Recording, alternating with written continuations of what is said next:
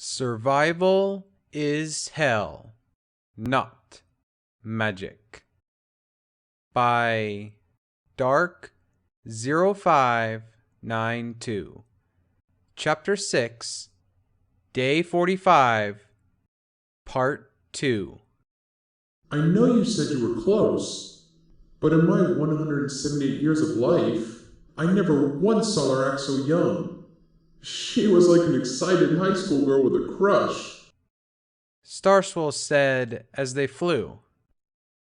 Really? When I was a little girl, she was pretty playful. I always said she should get back to her duties, but she always said, "You are my student, therefore it is my duty to teach you and make you happy." When I got older, we would sit and talk for hours on end, since I no longer needed most of her lessons. Twilight explained. In my time, if she would have acted like that then, anyone who saw her like that would have known instantly she was in love. Obviously, it wasn't this kind of love when you were younger, but love can grow and bend a bit. Starswell said. Thanks, Twilight said as they landed outside of the hardware store. Now, you do know the government and those who are close-minded will belittle the two of you for the same-sex part of the relationship. But I hear people get angry when a relationship between two of only a few years difference starts up. For you two, it'd be centuries. Starswell said. Well, first of all, I don't think anyone would dare get between us. My girlfriend moves the sun, and her girlfriend is the survivor of Canterlot.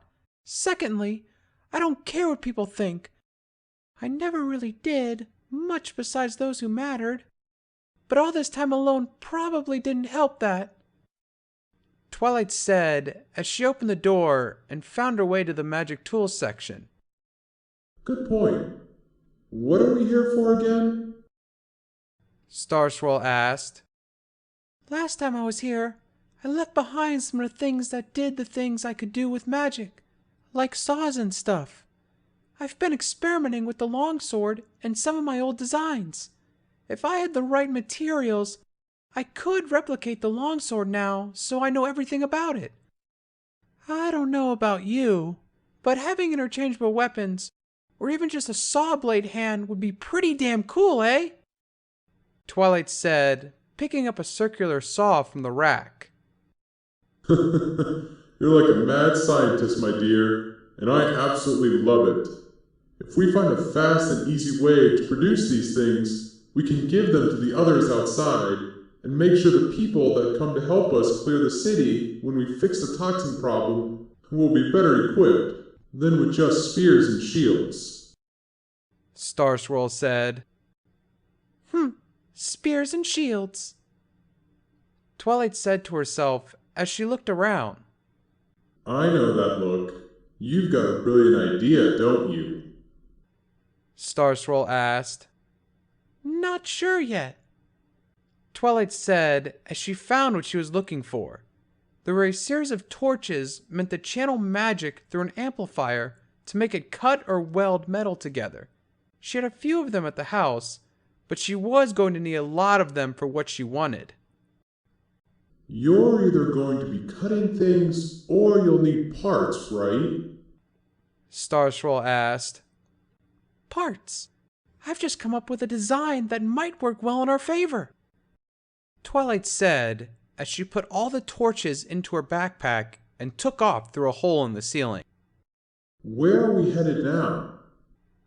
Starswirl asked. The university, Twilight replied.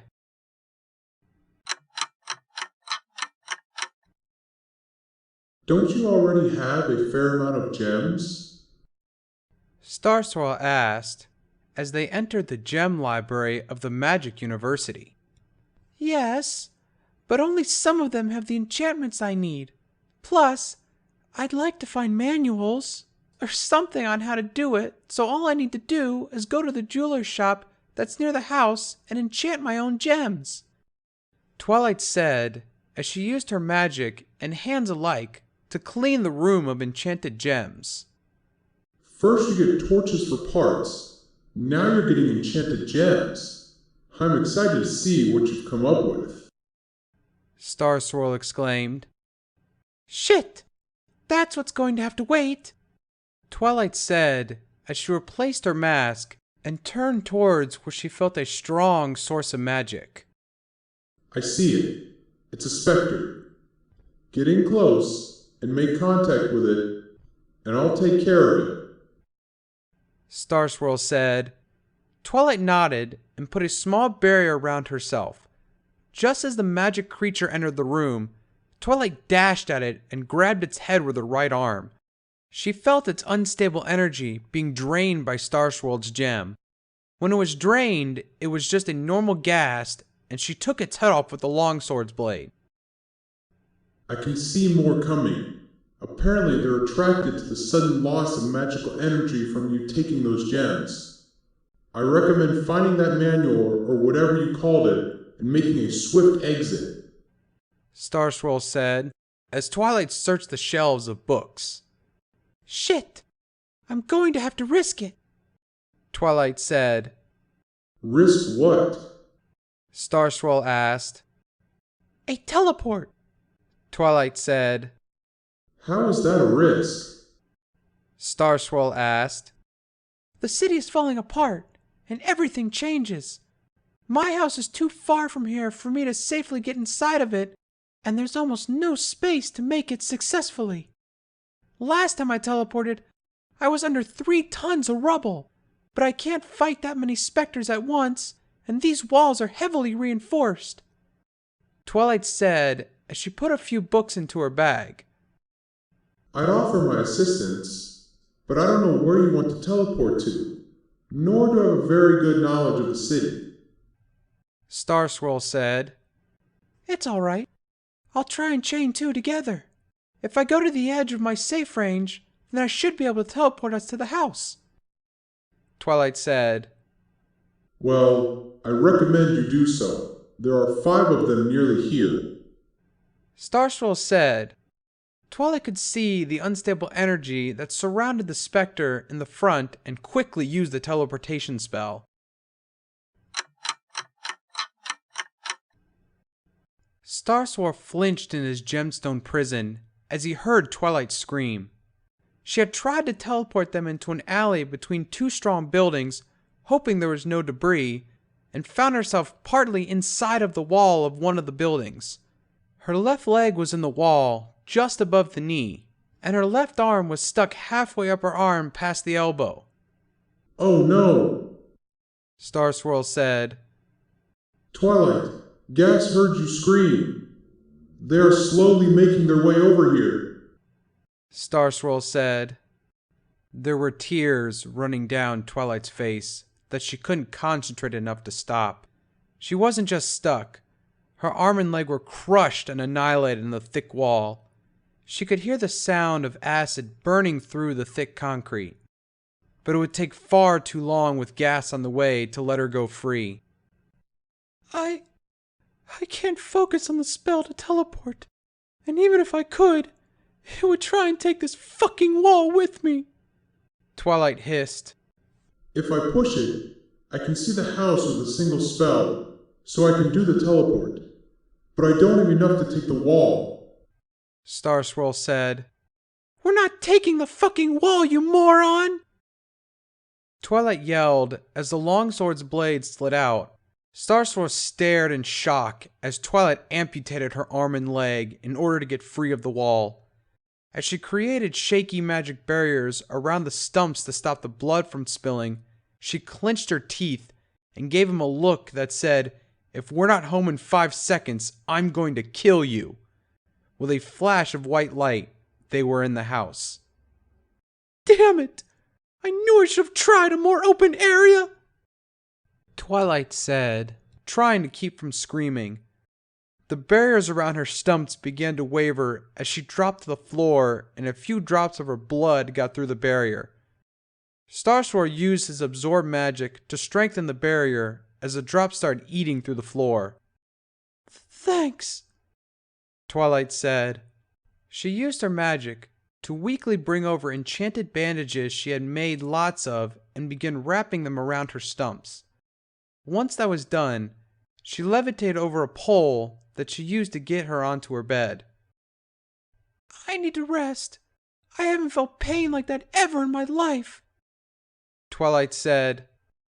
Alright, don't die on me though. Star Swirl said. Don't worry, it'll take more than this to get rid of me, Twilight said.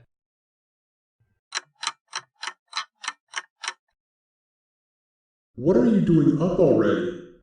Star Swirl asked. He had been sleeping along with Twilight, and a few hours later, he had awoken to find the armor he was notched in on a counter, as Twilight had purple limbs to replace the missing ones.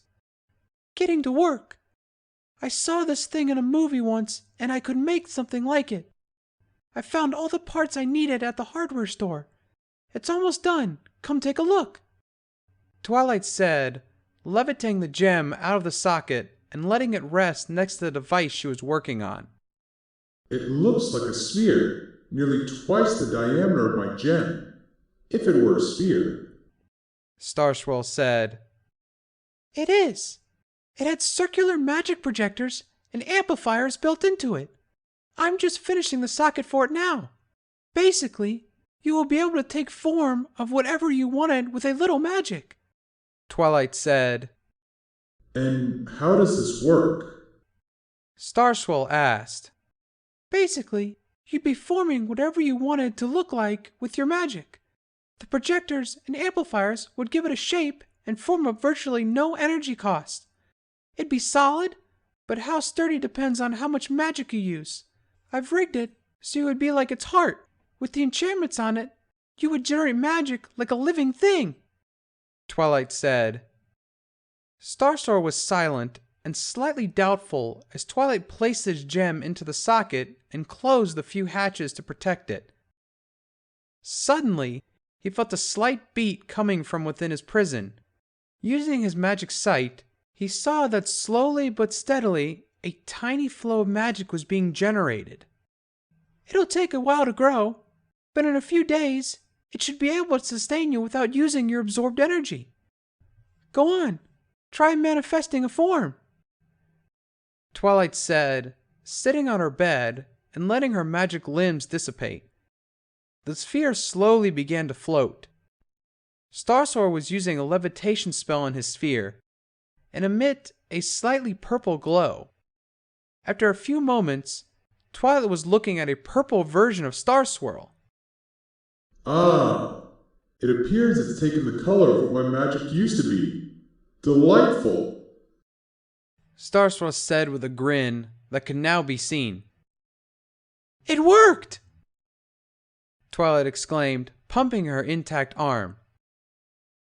You know, if I didn't know you any better, I'd say you were from 1,000 years in the future. By how much of a genius you are, my dear. Star Swirl said with a chuckle.